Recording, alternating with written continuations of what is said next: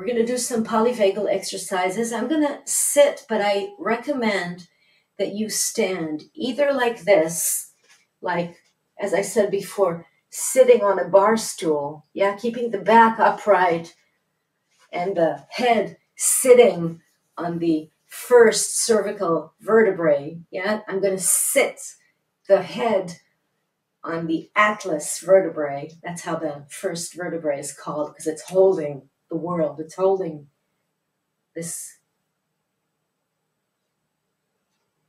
head.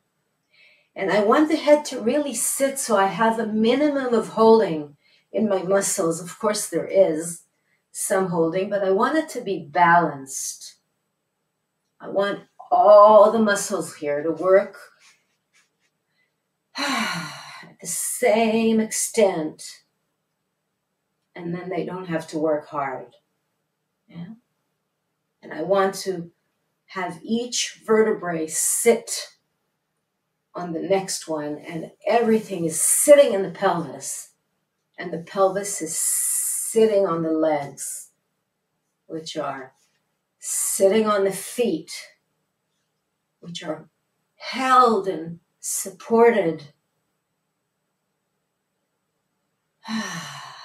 softly but firmly by the earth. Since we're going to be standing a while, I also recommend, if it's okay for you, to find a wall and lean on it.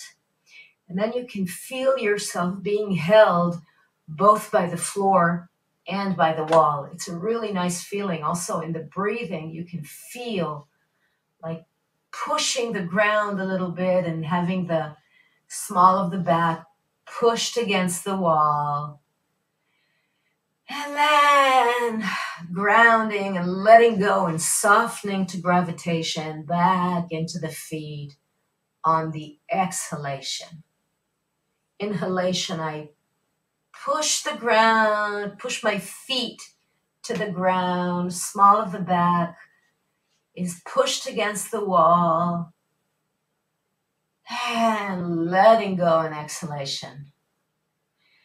And it's really important when we work, when we move with the breath, to have the breath rule, to have the breath decide when we move. So the movement happens according to the breath, not the other way around. Okay.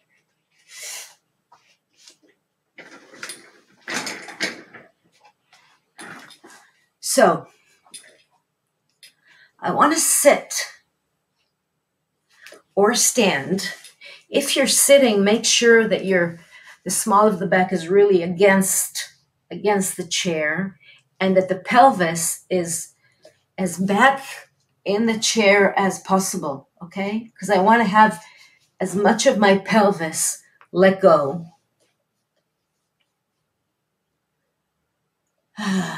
And I want to keep my nose facing forward and just see if I can get that alignment happening in the head so that no muscle group is working harder than the other. So the head is in constant movement. Yeah. Little shifts happening all the time, but they're kind of balanced. They're very, very small movements. Okay. Now I want to take the head and the gaze to the right and to the left. Kind of take a baseline of the freedom I have in this movement. How far do I get? So this is like an owl-like movement. Let's see how good of an owl my neck is now. How owlish it is. Okay. So that's a baseline. Now we're going to keep our nose facing forward, and we're just going to take our eyes to the right.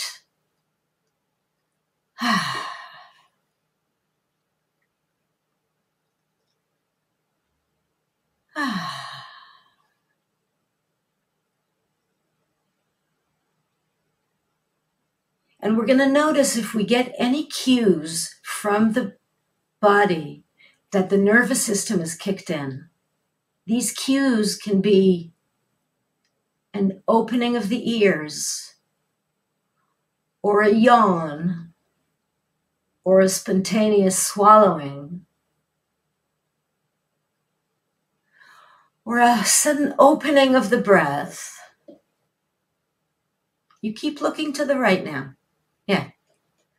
Or a sudden opening of the breath, or a sigh, a spontaneous sigh that comes up, or a extra breath, or a little gargling, a very gentle gargling of the stomach, like an indication that our digestive system is on again, or maybe some wind coming out of one of the openings. These are all signs that the vagus is kicking in and that the sympathetic system is giving the dominance to the vagus. We're going to look to the front again. Now we're going to go to the other side. And again, I'm just waiting for a cue.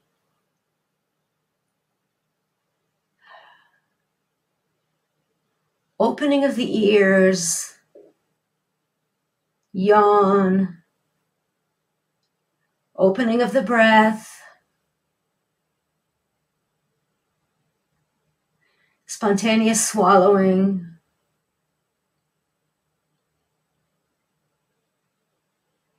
gargling of the tummy,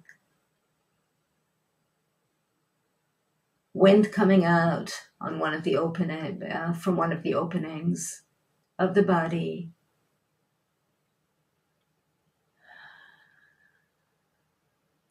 Let go of that, and maybe none of the above yet.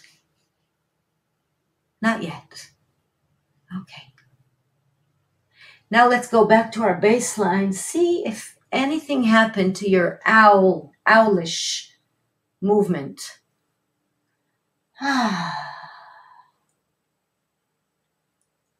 Okay.